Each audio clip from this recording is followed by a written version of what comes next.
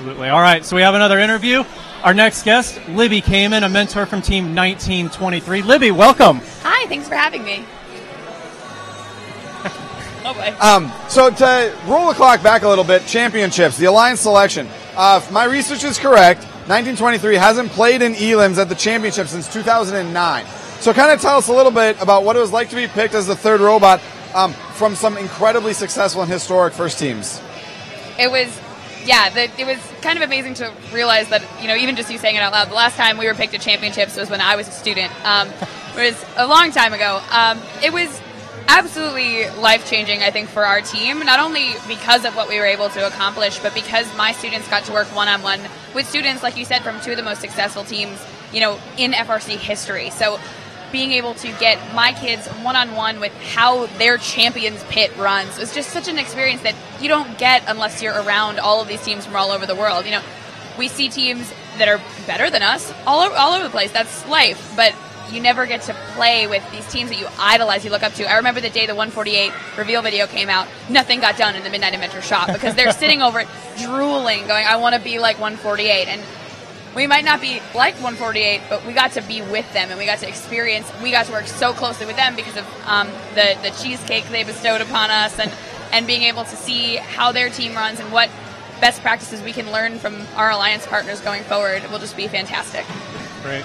So to kind of segue off of that, you got the can grabbers from 148, and that kind of puts you into a very specific role within that alliance. Do you think that was the right thing to do, and how did that whole decision play out? Absolutely the right thing to do. I think it's a little confusing when you travel with, we have 108 students on our team, for the 102 that aren't in the pit to understand what that means. Here's we're going to take this robot to championship, and we're going to rip some stuff apart and put something else on. But 148 gave us Catwoman. They had Batman and Robin, so we got Catwoman, the can grabbers, and the experience of working on them was so much fun. And I think playing that role within that match was the right thing to do for us. We knew that we weren't necessarily the most competitive stacker, and if that was what we can contribute to our alliance, we grabbed the cans, we got the Auton stack out of the way, and they got to kind of make their stacks without something getting in their way. And it worked out really nicely. It was a joy to play with both of them. They're both just such excellent teams, excellent people. So we knew we were doing the right thing. It made a lot of sense for us, and we were happy to be able to help them get where they ended up going and to go along with them. So you said that you could see the impact of working with 1114 and 148 on your students. Has that turned into something that you've seen now in these 3 or 4 months since championship? Oh, absolutely. My students have, I think there's a new motivation where it's not, you can look up to those teams, like I said, I want to be like them, but we could never do that. No, we can, what that looks like. And to see our students think about, not only how would I approach this problem if I were that team, kind of put yourself in that mindset, but there's this absolutely new drive to say, like, next year, one of my students was saying, okay, well, next year we can pick 1114 and 148. Like, that's their goals have gone from make it to championship, win a district, to no, let's put in the time, let's put in the effort to make this program. And on top of that, there's something to be said for, we won a division at championship. We were able to come home with a gold medal. I could slam that big trophy right on my principal's desk. And part of that actually is transforming our program. 1923, who has never worked within the school, like in our school, where we work with the school district, but we don't have space, is getting a new shop next year, because over the 10 years of the history of the team, and with some gold medals behind us, the school is seeing the value of FIRST and the value of kind of the STEM education programs finally. And so we are getting a build space, not necessarily 100% because of this, but it's nice to be able to come home and say we did something and be rewarded for it. So that will, in turn, do a lot for what we're able to do with our robots. So absolutely. So let's step away from the team for a second and talk about your day job. You are the first partner associate for United Therapeutics. Yep. What exactly does that mean? So my job actually was a very happy accident. I was talking to somebody at championship, didn't know really who they were 2 years ago, and just saying, I want my company to sponsor FIRST. I want to make sure we have an impact. How do I do that? We're just having conversation, and I kind of go into my normal mode. You could sponsor teams directly. You could have your employees mentor. You could have your employees volunteer out in the community. And this woman looked at me and says, great, what are you doing with your life? And so I now work for United Therapeutics. That woman was our CEO, Martine Rothblatt, who's amazing, really a big fan of FIRST. So I get to help sponsor and convince employees to mentor and volunteer with FIRST in the DC, Maryland area, I guess what will now be the Chesapeake District, as well as North Carolina and Florida. That's where our offices are based. Okay. So I get to I'm based out of the DC office, but I get to convince people at United Therapeutics that FIRST is a good thing, get their kids on teams, kind of make FIRST a part of the company culture, as well as support teams in the area. So I actually also operate kind of a downtown space that is a space for teams to work, an education center about FIRST, that we can open the doors to our local community on FIRST, but also that the teams in the area could use that. We actually have teams in Montgomery County, Maryland coming up who are going to use it as a info sharing seminar series. So this team's going to do a drivetrain seminar, and then that team's going to do an electrical seminar. They're going to use it to kind of collaborate and help raise all of each other up, which I think is a really fun thing. And I get to play robots for my day job, and it's so much fun. I love it.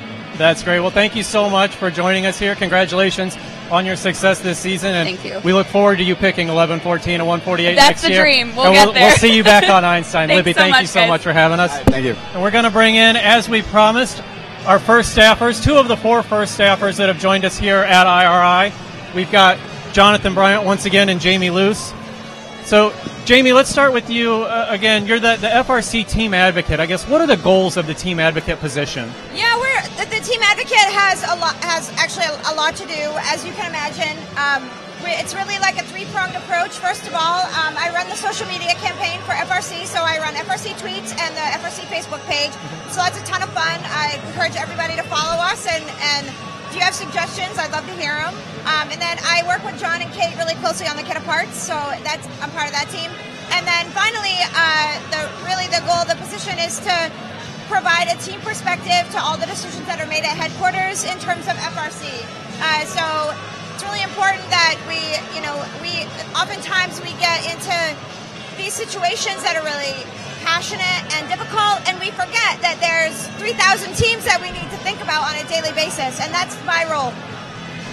So, JB, as a Kit of Parts engineer, what goes into selecting parts for the Kit of Parts? So it's a really complex process. There's a whole bunch of variables we have to take into account. We really got to think about not just one team, but the 3,000 teams that we have. We want to give them all value out of what they're getting. And so some of the major factors are team feedback. We always like to hear from teams. We want to get them what they want, because ultimately everyone has a better experience that way. A lot of it comes down to what suppliers are willing to donate, what we can go out and get, and things like that are typically the easiest way in which we decide. But team feedback is definitely the most crucial part of that aspect. So we'll springboard off of that. And I guess this is a question kind of for both of you. What are the best ways for teams to be giving that feedback?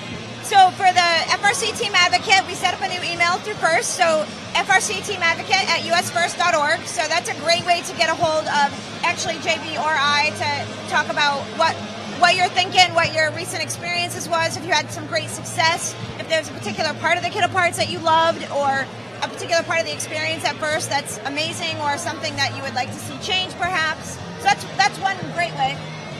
The other super quick way would be to just email frcparts@usfirst.org.